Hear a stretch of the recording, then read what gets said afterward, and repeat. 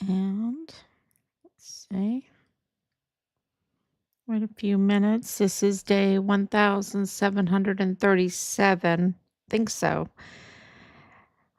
They start to blend, y'all. They start to blend because time's going so fast. So much evidence is coming in. We're sitting on a robust, my neighbor, a robust mountain of evidence. Um, and we have just keep adding to it. We keep adding to it. As you saw yesterday, we posted the marriage certificate license up from Alexis Mayella to Brian Blake Crucius, the brother of Patrick Crucius. And that brother was living in El Paso the entire time. And so here we are at, can you believe it? It's just like, and, they got married during the whole trial, the federal, not the trial, the case, the federal case. They never wanted to go to trial. So we're going to talk about that today, on day 1737. You cannot get through that many days doing live streams day in and day out. And I think I've taken 2 days really, and that is Good Fridays. I think the last 2 years on Good Friday, I haven't had a live stream. So we've been on this constantly, collecting information, documenting it, putting it together in the timeline, confirming it or debunking it. From the beginning, there was a lot to debunk because of all of the lies that we were told. There was a lot of lies, a lot of lies.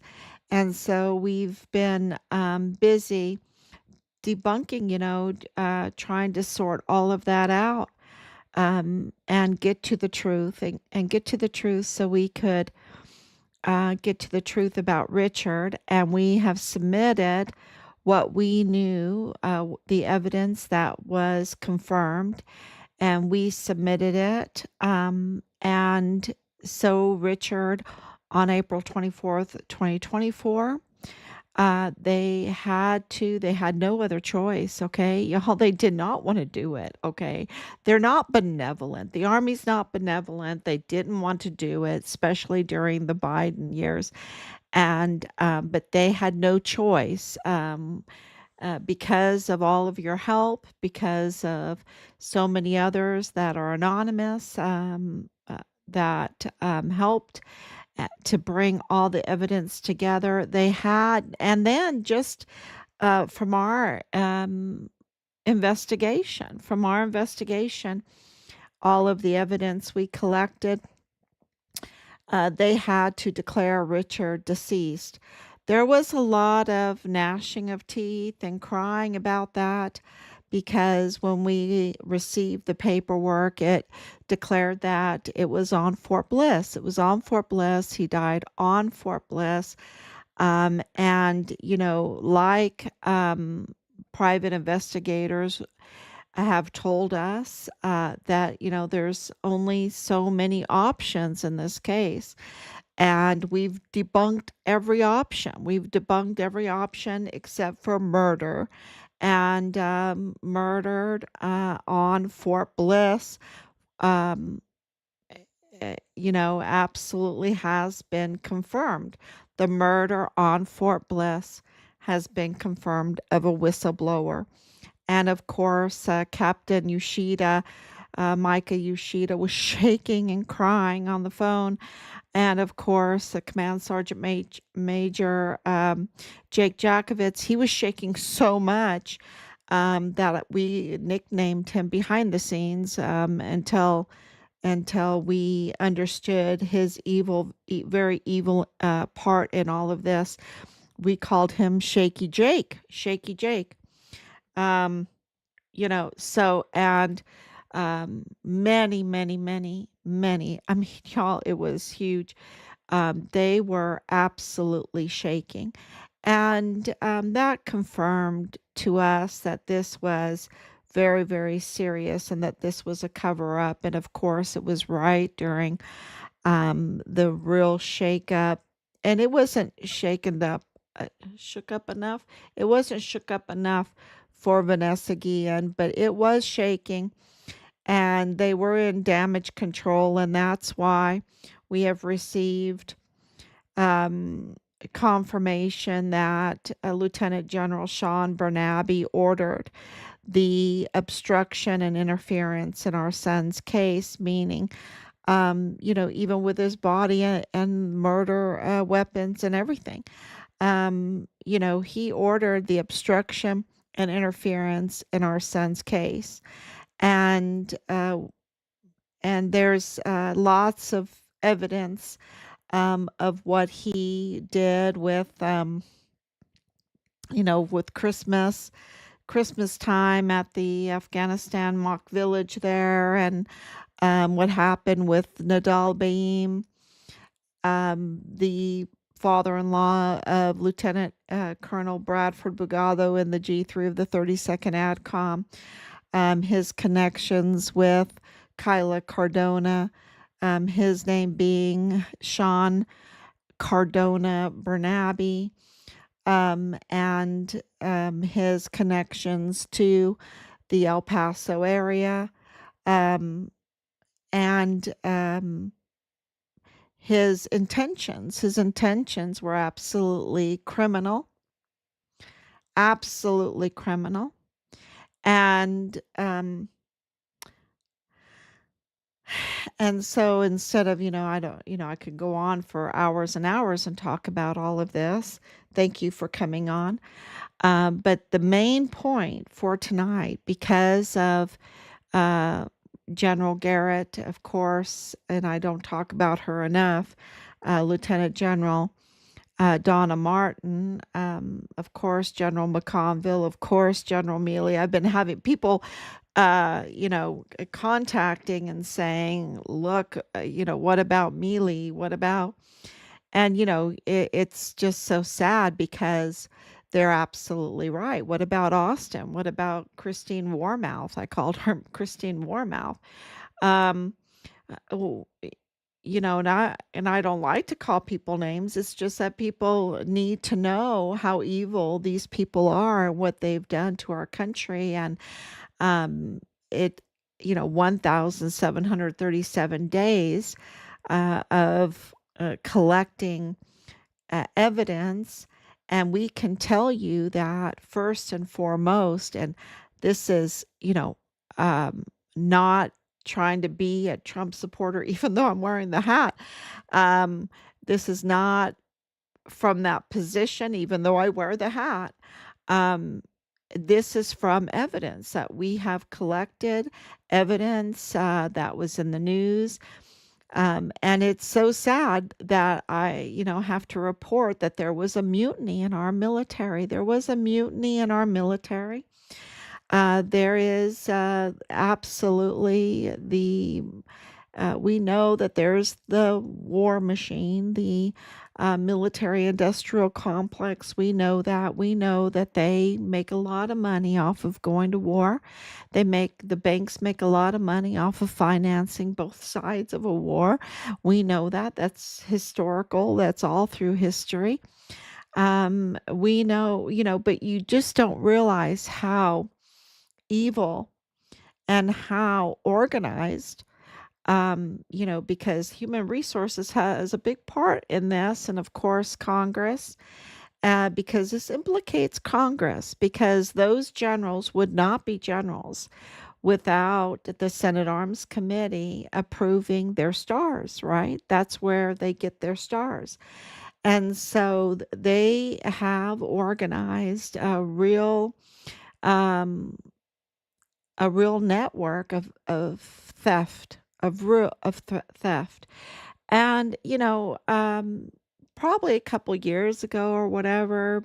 I think a lot of people would say, "Oh no, that's a conspiracy," even though I like the word conspiracy because it actually happens. And in this case, absolutely, there's been conspiracies like the scheming to remove Yvonne Rosales, right? That was absolutely a conspiracy. The conspiracy to withhold the information that Michael Mayella, the manager for the federal courthouse there in El Paso, his daughter is marrying the brother of Patrick Crusius, and they're scheming and conspiracy with the media to hide that and to hide the fact that his son was in the DA's office with James Montoya, with Jaime Esparza, was in the FBI office, the El Paso field office that was investigating the Walmart mass shooting and the Patrick Crusius case. That the Mayella son was at the Walmart cybersecurity, Walmart cyber working for Walmart cybersecurity with access to all the security cameras and everything. Um, that was a conspiracy to hide that. That was a scheming, whatever you want to call it, for because the media absolutely had the information, because it was through the media that we even found the hint of it. So they gave the hint of it, and then if you didn't know, if you hadn't spent 1,700 days investigating all of this, then you would just pass over it and you wouldn't even notice it. But you know, we catch things because we know these cases so well, and um, it's hard to explain to people that are new coming on here how well we know the Walmart case, the Walmart mass shooting case from August 3rd, 2019, and how well we know our son's case. Um, and it's so documented that for our son's case, that in January 24, so 4 days after President Trump took office, we received the in the line of duty designation for Richard, which was huge. So, because we know that he was murdered on Fort Bliss, and now it's in the line of duty, and that's now official. Murdered in the line of duty. So that really tells you there's only one possibility, and that's murder. There's no other possibility. It just debunked everything that the media and people that are part of this, are part of the cartel tied criminal trafficking organization, the thief, the contracts from the military industrial complex and all of that, those people that profit off of this criminal activity, that they go on different platforms and spread lies. They absolutely have spread lies. And we have the truth. And the truth is, because our evidence, it was our evidence that we gave them, um, and let them have, discuss it and determine through the evidence that they also have that they withhold from us. They've withheld a lot of information from us. So they absolutely, uh, honestly, determined the truth about Richard's situation. And so instead of, letting people just trust us, we've put out the evidence, and we've put out the confession. This was a notarized confession. It was an affidavit um, by Leilani Hart that was submitted on the 22nd of July, 2020 to the FBI.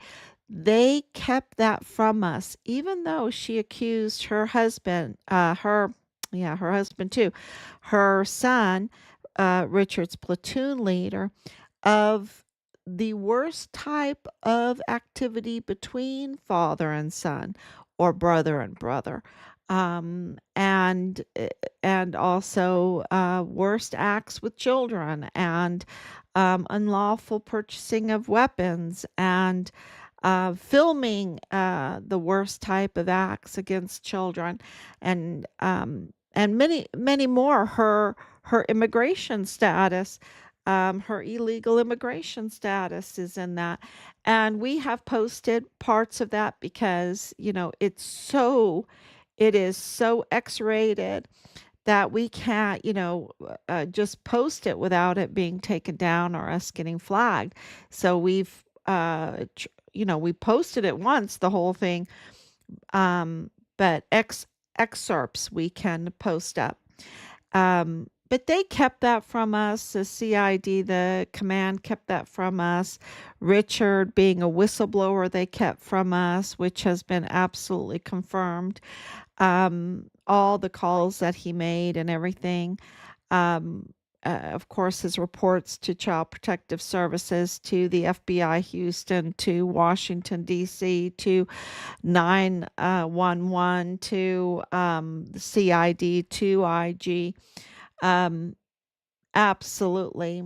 And the retaliation that they really unjustly, continuously, severely abuse their power to use a UCMJ against him, to destroy him in order to silence him. And when that didn't work, then they decided to murder him. And this is, all been documented. And, the whole Nal Baim thing, being a Palestinian weapons um, trader, um, that was kept from us. And being like that, and that connection with a lieutenant colonel in the G3 of the 32nd ATCOM, which is Richard's command, is absolutely shocking. They didn't tell us that. Matter of fact, they lied to our face. We had to discover who Nadal Baim was and call him ourselves and everything, which when you know about his connections and everything, you say, oh my gosh, they put you in danger. Yeah, they absolutely put us in danger. So, and they didn't tell us about Judge Roger Rodriguez, him submitting his whistleblower report to multiple agencies, identifying Leilani Hart and CID, Tavita Nusa, former, because he's lost his badge, um, tampering with Richard's file and being the mother of Richard's platoon leader. They didn't even tell us, so, everything from the shaking to the crying to the keeping of everything that was happening in Richard's case uh, that would expose the criminals, keeping that all from us absolutely corroborates, and there's so much more, corroborates that Richard was murdered on Fort Bliss in the line of duty for being a whistleblower.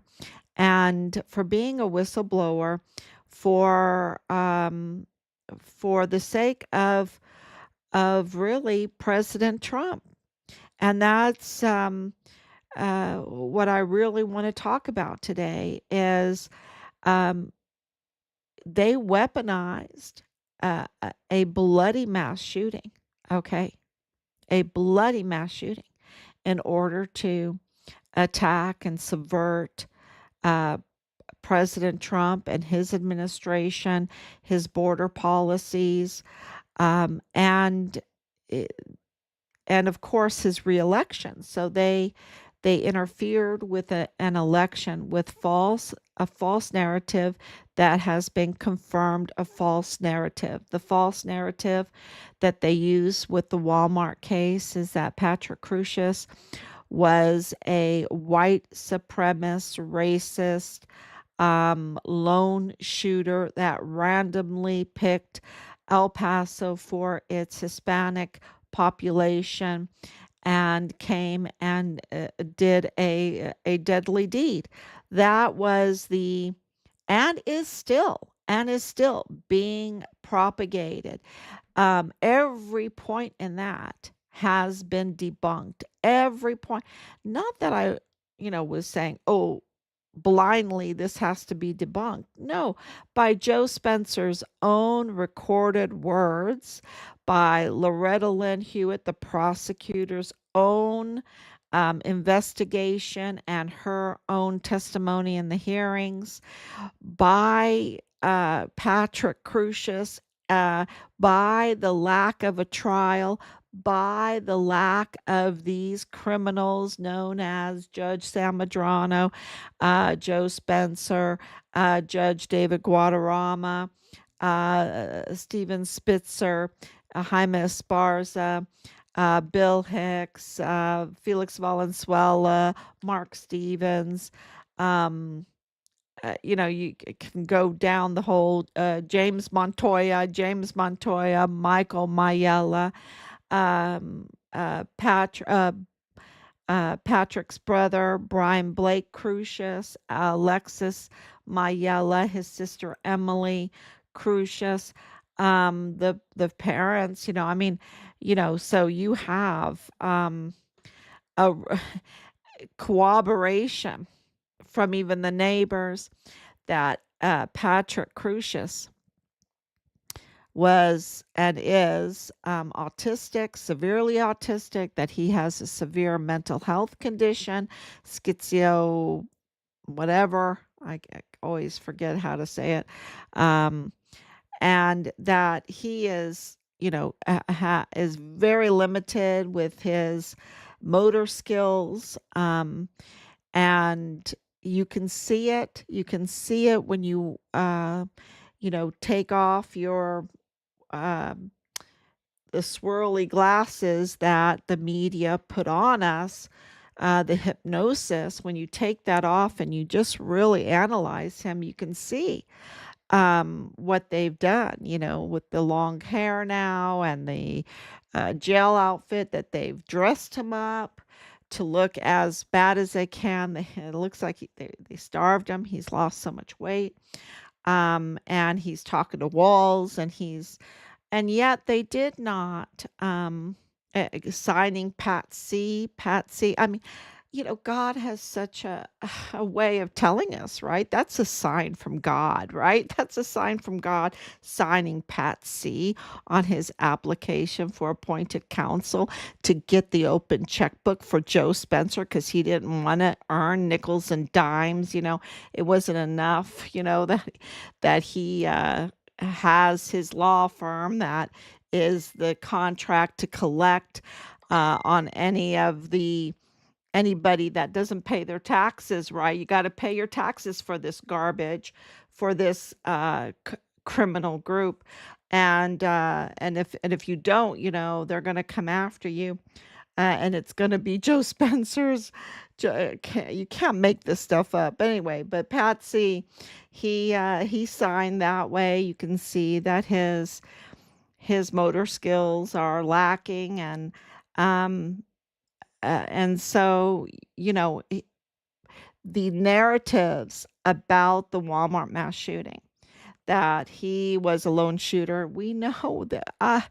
I'm going to post it up. There is so much witness testimony and evidence that shows that there's multiple shooters. I worked on it today. Thank you so much for the help out there. You would not believe all the witness testimonies. And all the evidence that absolutely confirms there's multiple shooters, plus the forensics of everything, the type of weapon, the only having one magazine. He only had one magazine, that's 30 bullets. If the magazine was full, maybe the magazine wasn't full. Maybe it was less than 30 bullets. There's been this discussion, right? If the magazine was full. So he only had one. He would need to have at least three if he was a good shooter, right?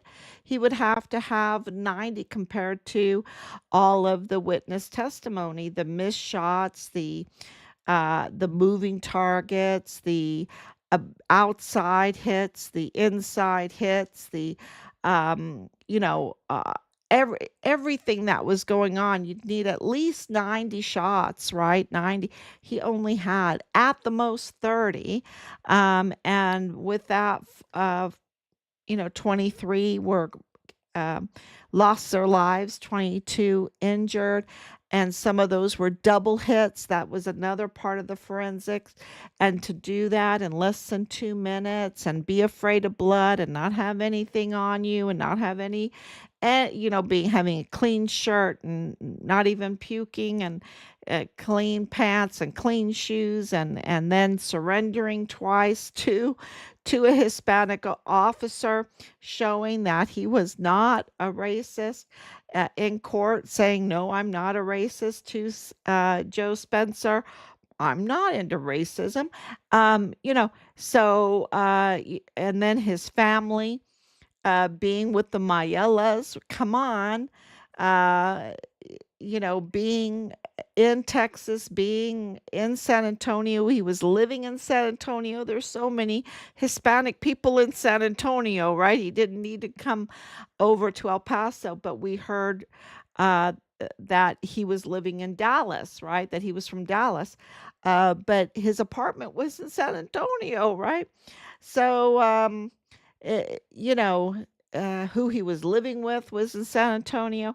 It, so all the evidence shows that the narrative, everything that they said, that he was a lone shooter is wrong, that he was racist, that's wrong, that he randomly picked El Paso like he had no Mayella ties here, no, is wrong.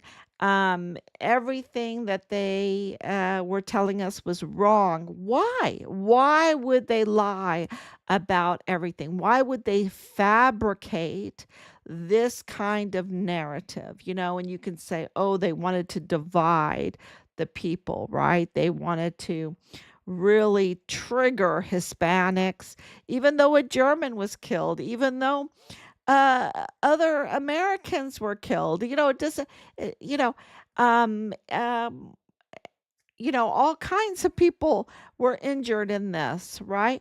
But they wanted to trigger, they wanted to fabricate and frame a narrative. And that was to affect the politics in the area, because the politics is worth millions and billions, literally worth millions and billions. Okay. And they they didn't want President Trump, because look at what President Trump is doing right now. He just turned off the NPR, the PBS. That, uh, that was very, very good news for El Paso, because that would be Angela Kachurga. Angela Kachurga is a big fat liar. And she, presents herself with all these award, like, I'm an award winning because I care about Hispanic women. But wait a minute, you got all this human trafficking, and most of those human trafficking are Hispanic women. So she doesn't care. She doesn't care. This is all politics. It's all about the Benjamins, y'all. It is all about the millions and billions to keep their criminal trafficking going. And because if she cared, she would have been reporting on the emergency intake center. All those young people, I think now it's been reported out of hundreds of thousands that 5,000 have been found. Most of them are dead. Most of them are dead. And this 10,000 at a time, 10,000 at a time, hundreds of thousands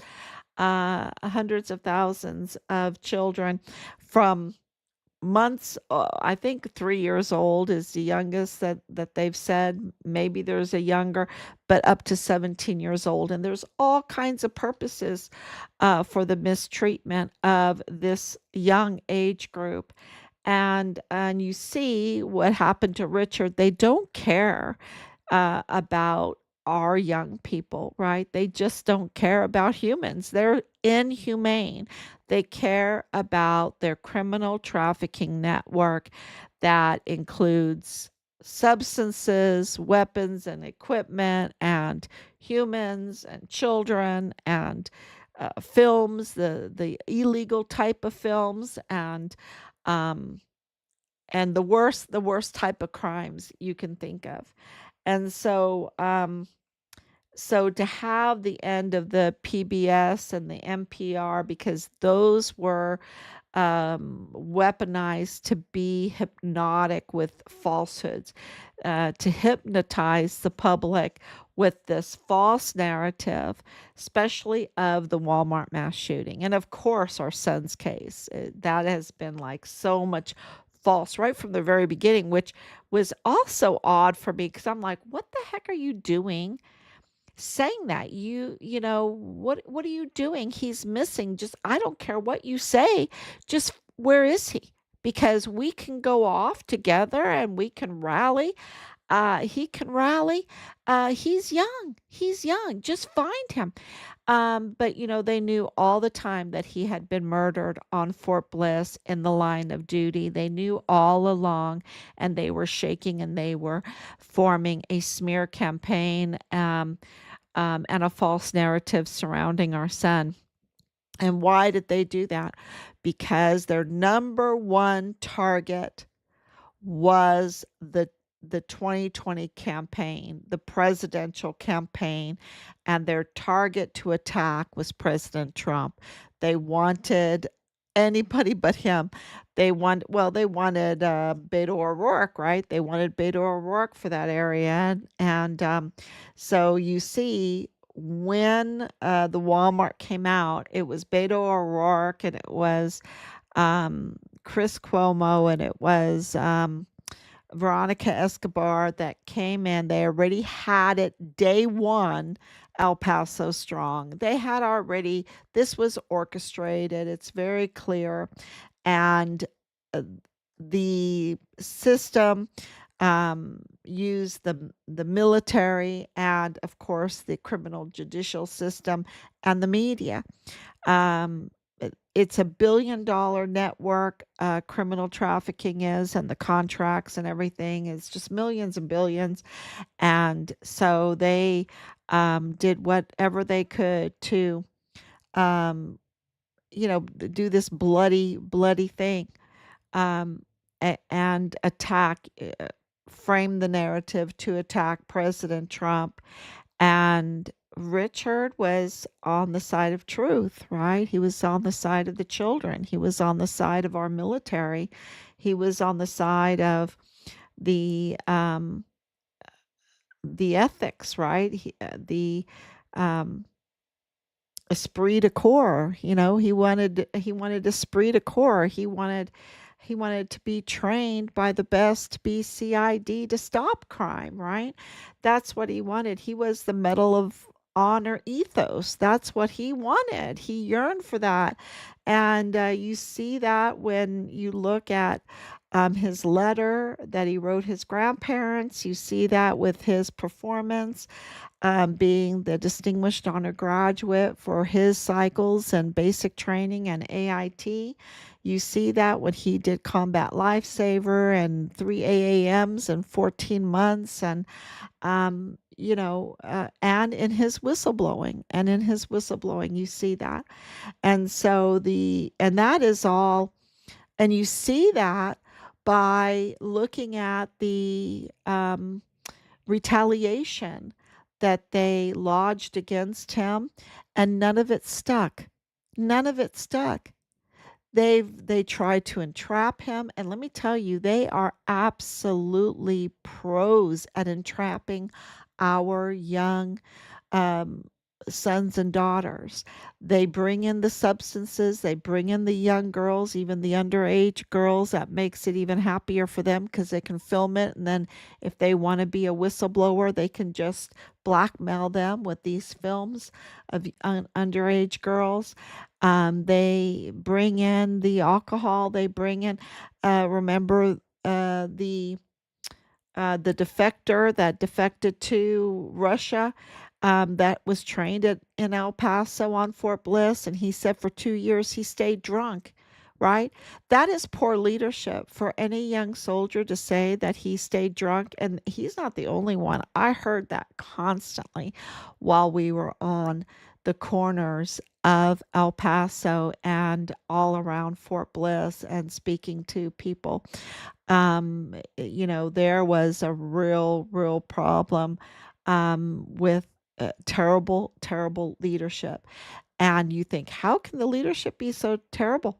Well, because now we know now they intentionally did that to set up our young sons and daughters. They intentionally did that so that they can criminal trafficking, get their contracts unlawfully, um, and keep this gravy train, this criminal gravy train going, and be able to damage control if anyone wanted to be a whistleblower, right?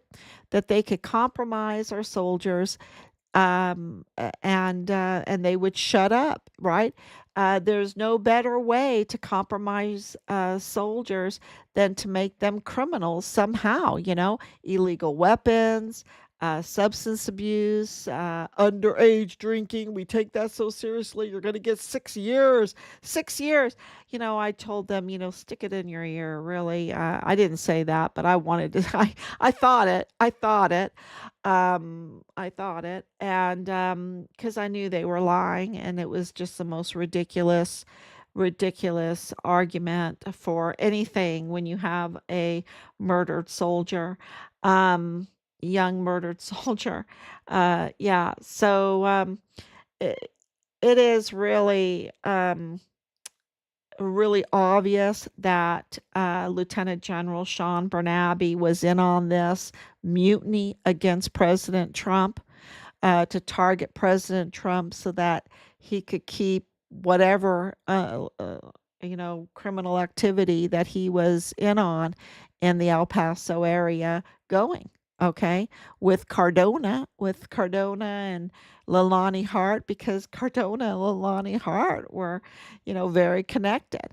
With Rosa Maria Valdez Garcia, and Danae Katzen and Jonathan Ambrose and Brian Blake Crucius and Michael G. Mayella and Jaime Esparra and Veronica Escobar and all of them.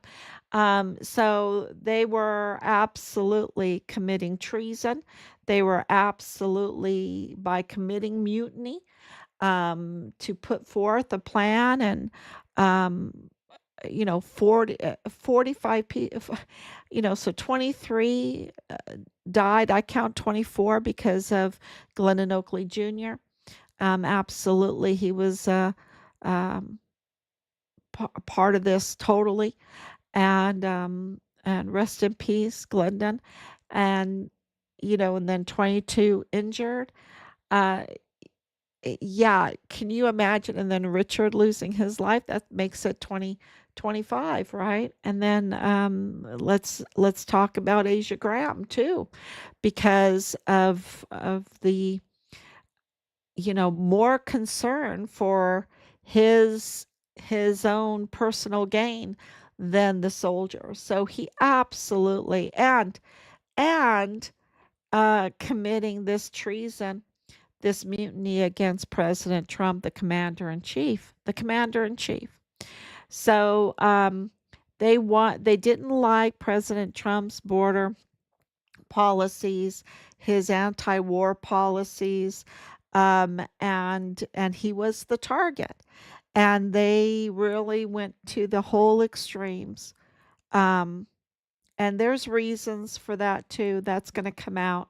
Um, why they did this, and why Jaime got called over there by his sister and all of that. But the main point is that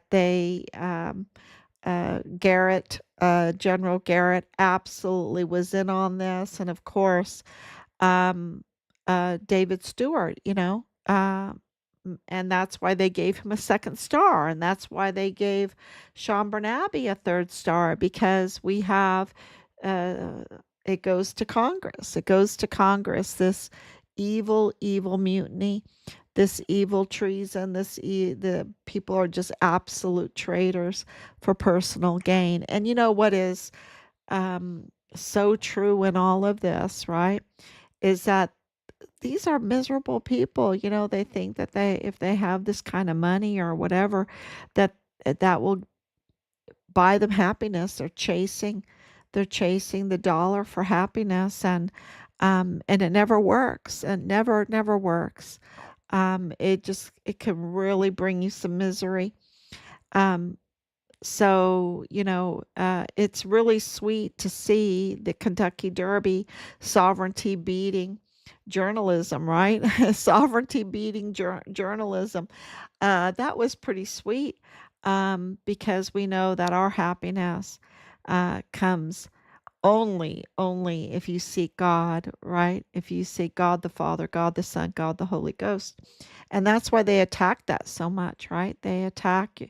They don't want you to be happy. They want you to try to always run after the Benjamin, the money, and it just brings misery, right? So, yeah, and that's why when they try to frame things around us, and our friends were like, "What? They don't know you very well." I'm like, I know. They're just obvious liars, but they have access. They have access to VA files. They have access to CID files. They have access to FBI files. They have access to military files. I mean, they have access, right? And they have online access um, to your life, and they use that, and we can absolutely testify that they use that. Um, they can weaponize it against you, and try to threaten you, try to intimidate you.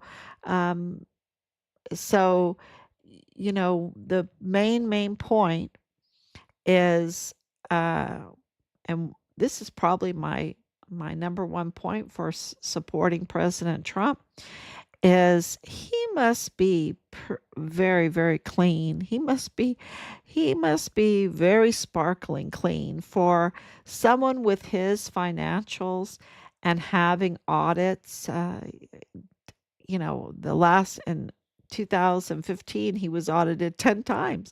So I can't even imagine what they've done in the last 10 years, right? Um, and his audits are huge, huge, because his financials are huge. And, going through being a billionaire, he's pretty clean. I'm not saying he's very clean. I'm not saying, but he is really clean. To get through all of this, to become president again, it's just really amazing. And I have to tell you, Richard is sparkling clean. Um, uh, uh, it's just for him. Um, that was for them um, a real risk, and that's why they murdered him, because he wasn't compromised with the girls. He wasn't compromised with um, the drugs, and with the filming and everything, because they would have absolutely plastered that everywhere. They couldn't even plaster the film that they did have of him, because it's just so wonderful. I rather burn my money than spend it on whores and blow. Let them plaster that everywhere, right? But they didn't want to do that. They didn't mention it, right? They didn't want to mention it, because it just shows you his amazing character, wonderful character, his uncompromised character. And so, and I know from talking to other people that met him, uh, all of them, not one, not one, um, had a bad remark about Richard. And so, really, really proud of him. And what is that? what do I want to say? Well, we absolutely, these leaders that intentionally entrap and put stumbling blocks in front of our children, our young children that are, kind of naive and or look on their leadership as examples and everything and role models, and that they intentionally bring in the girls during the lockdown, these underage girls, and they have substances that are illegal, and they encourage a party and they encourage a grog party out in the field, um and encourage the lack of discipline, encourage sex cults, encourage um the worst of the worst of the worst, y'all. It's just so bad. Instead of being war fighters, instead of having discipline, instead of having ethics and the Medal of Honor ethos and the esprit de corps, having the esprit de corps, um, they need to be held accountable for their intentional destruction of our military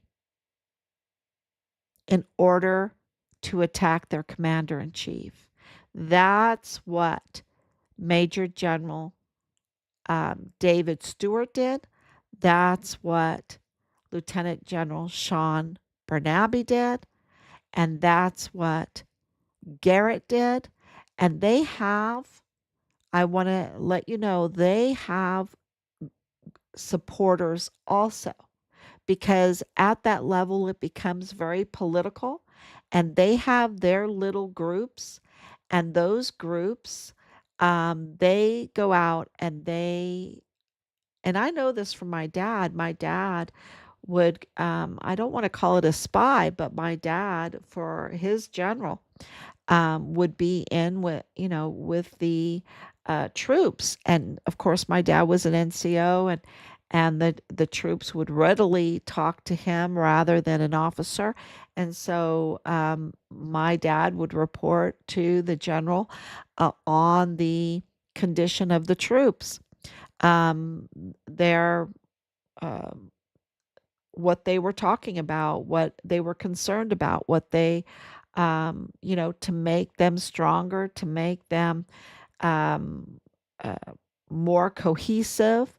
Um, but now these groups surrounding General Garrett, surrounding Bernabe, like Kyla Cardona, like Eric Johnson, Eric I Love Crack Johnson, like Leilani Hart, um, you know, because and there's Clem Coward and all that. Anyway, um, uh, and the group surrounding David Stewart, they all have their little bees that surround them, and we absolutely understand that now. Um, and but they don't mean good. No, they're bees for this criminal trafficking um, contract goals. That is their goal. That is their end. And so when you see a lot of mental health problems in the military, when you see a lot of drug problems, I cannot tell you how many people I've spoke to, and they have their son, their daughter joins, and when they get out, they are a mess. They are a total mess, and they call it PTSD or whatever. But a lot of times it's from other reasons, not combat reasons. It's for other reasons. And so this intentional um, harm, I'm thinking about Elder Fernandez on this one. Um, the intentional harm that they've done physically and mentally on our troops, that is unnecessary. That is unnecessary. absolutely confirms, is evidence. The proof is in the pudding, is evidence that they were up to no good. And Fort Bliss is called a death camp. A death camp. They need to shut down Fort Bliss. And I know that we have a new commander in chief. I know Secretary of Defense Pete Hegseth has gone there. And I hope that he has said, "Oh, watch out, get ready. We need to shut you down." I hope so. Because they need to shut down Fort Bliss. I really, from everything that I know, they need to. It is,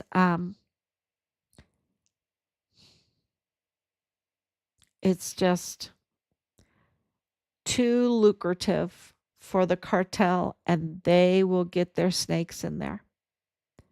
They will get their snakes in our uniforms with our stars and in our Congress. It's just too close to that border, too close to that very well developed cartel tied criminal network. When they can get their snakes inside of the DA's office, inside of the medical examiner's office, inside of the federal courthouse, inside of the El Paso criminal law justice court, when they can get their snakes inside of the representatives' offices, when they can get their snakes in the law offices, when they can get their snakes in the HR, right? When they can get their snakes into FITFAM and El Paso Matters, and when they can get their snakes into EPIC, our El Paso intelligence community, when they can get their snakes in there, in our military, in our motor pools, in our barracks, when they can get their snakes in there um, so easily, like they've done, Fort Bliss needs to be shut down. It needs to be shut down. And it's an ancient city. It has so much potential. It will do so much better. It will do so much better. Just look at the failure, what they have done to that city when you look at old postcards and old pictures and how that, Juarez used to be amazing, absolutely amazing. And we used to go over there all the time, and it was even better earlier than that with the streetcar going right over there, right over the bridge. Um, and the people were so much happier on the Mexico side, so much happier on the Texas side, and so much wealthier because what's wealth, right? What is wealth? And, you know, to have the examples of Sam Madrano and Joe Spencer and Sean Bernabe, and I mean, they are examples of why it needs to be shut down. And they organized themselves to affect an election, to claw it, and they did do it. And 5 were murdered, and 22 were injured. That's how they value their criminal network over humanity, over their own country.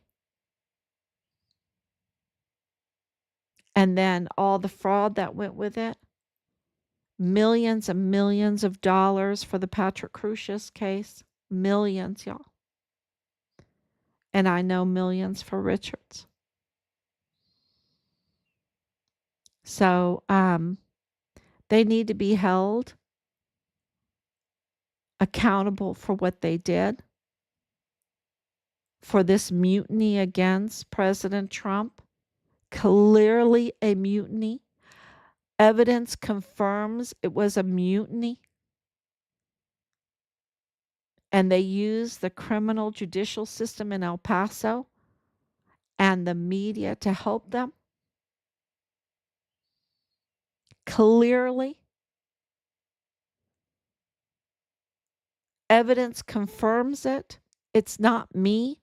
Don't even, I'm just saying, look, go look at the evidence. Look at the evidence. It confirms it. And what are they going to do now? President Trump, the very first day he got in office, confirmed it by designating the Sinaloa cartel as a T organization, the big T organization. That confirms he knows. Pete Hegseth's first stop was Fort Bliss. They know. That confirms it. Our communications, absolutely, they know. It confirms it. 4 days after President Trump took his oath, this time around, Richard gets in the line of duty. That confirms it. They know. They know that Richard was in communication. And his testimony would absolutely change the whole narrative of the Walmart mass shooting. That's why Danae Katzen went after us, was in possession of Richard's credit cards after his time of death. It confirms it. That's why Nadal Baim went shh about Richard's partial body remains being in Mexico. That's why there were so many operatives trying to mislead us.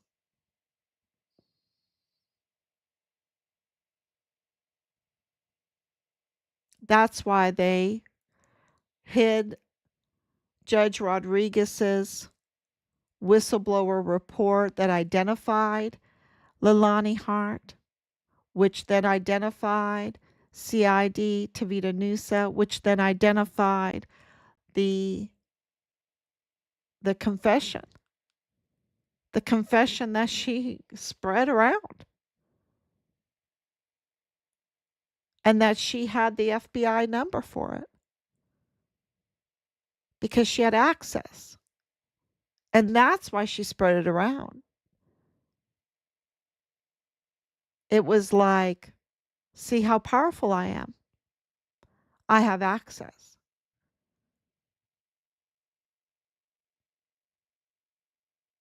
So that confirms it. And there's so much more.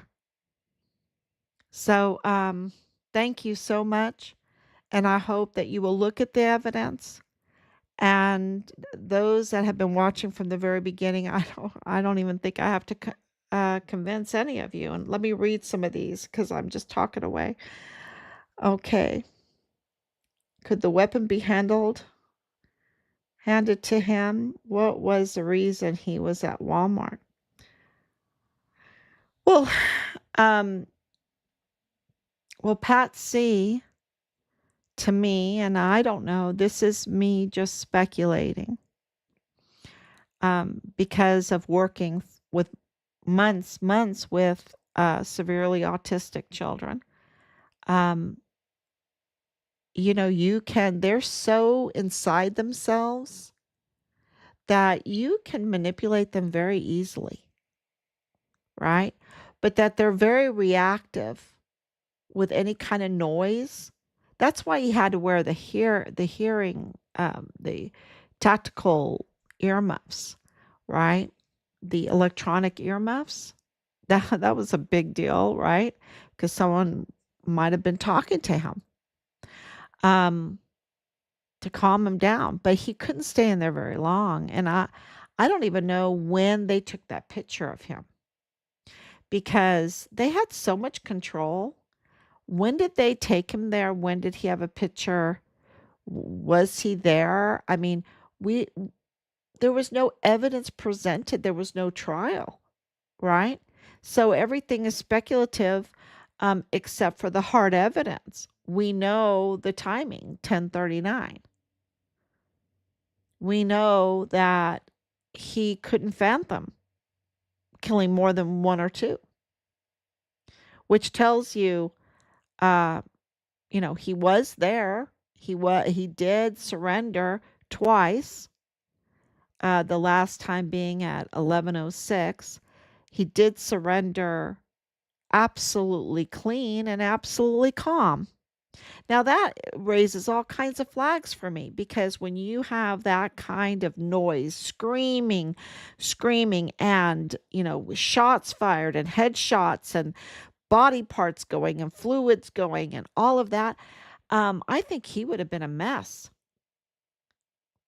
unless he was very, very highly medicated, right?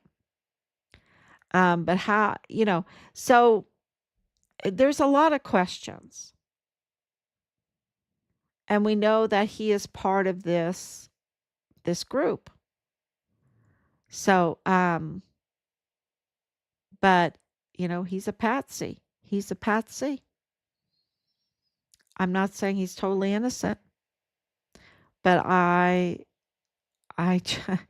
without we need to hear the evidence. And now they've closed the cases, um, because this court was rigged. This wasn't a random judge. Um, Joe Spencer wasn't a random defense attorney assigned. You know, um, Judge Guadarrama wasn't just a random judge. No, they they were all look at Steven Spitzer, on the federal prosecuting, having this personal relationship with the Mayellas, and them planning weddings um, and they were bold about it. They took pictures about it and everything, right? So people knew. I wonder if he went to the wedding. Yeah, he was absolutely, and turned 21, and a lot of times the funding for handicap individuals runs out, you know, at 21. Did they just want to institutionalize and have the taxpayers pay it? Right? I guess they got their wish. He's in the hands of Texas now. Um, Leadership wearing the doggy mask. Oh gosh, I know so much, and yep, you're absolutely right. I still have that. The whole earmuffs thing is that's also that. Where did that go? Was it in the car, and how did they do the weapon? And his arrest was so odd, right? It was so odd. I mean, you're talking about a huge, I think it's the biggest mass shooting, and they didn't even bag his hands. Are you kidding me? They didn't read his Miranda rights. They didn't have all kind of backup. I mean, it was so weird. It was so weird. Um, I know what a patsy is. Yeah. Someone may have instructed him. Do they have? I mean, it amazes me. I didn't say it to make sure that you got it. I said it because it just amazes me that he signed his name Patsy. I just, uh, I'm going through all the paperwork and everything, and I'm like Patsy, and then I have all this evidence. We're talking about it, and we're like, oh my gosh, Patsy, and then of course, we had to write the song. Um, they didn't tell us. They didn't tell us. They didn't tell us here. That's our discussions here. Is they didn't tell us that Patsy has autism, that he failed kindergarten, that he couldn't tie his shoes when he was 18, that he couldn't speak until he was almost 6, um, that his brother is marrying a Mayella. They didn't tell us this, you know. So that was the ground for that song, to put that song together. Um, watch the movie 13th, okay, on Netflix. Did he always use that signature? Yeah. That's a good question, you know. And he has school records. He has a lot of school records. I know because when I was teaching in special ed, you had to write down everything every day. You had to write down everything every day. And when I taught school, I had to write down everything every day. You have to keep a journal as a teacher. So they absolutely have records on him. And they're keeping that from us, right? So all of that is open record now. We need to have it. And I think that they're going to try to seal, like they did the JFK stuff. They're going to try to seal um, because the evidence, it's clear. Even just the outside hard evidence that we know, it makes it clear that the narrative that they fed us, that they keep feeding us, is absolutely false.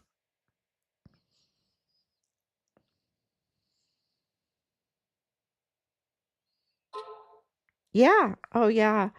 You would be absolutely in a panic. Um, sp- and especially surrendering twice. And that's not me saying that. That's Joe Spencer. That's Joe Spencer recorded, and I released that. Um, and there's other witness information about that. So, yeah.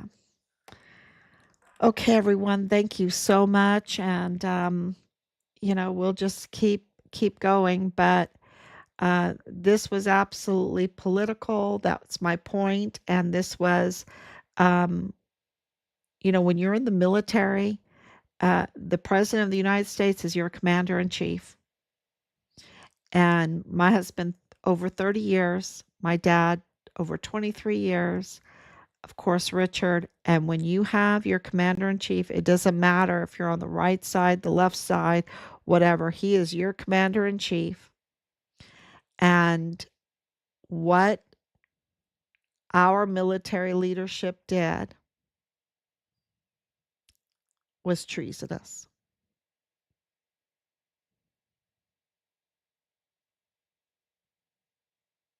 Yeah. And they used a Walmart mass shooting.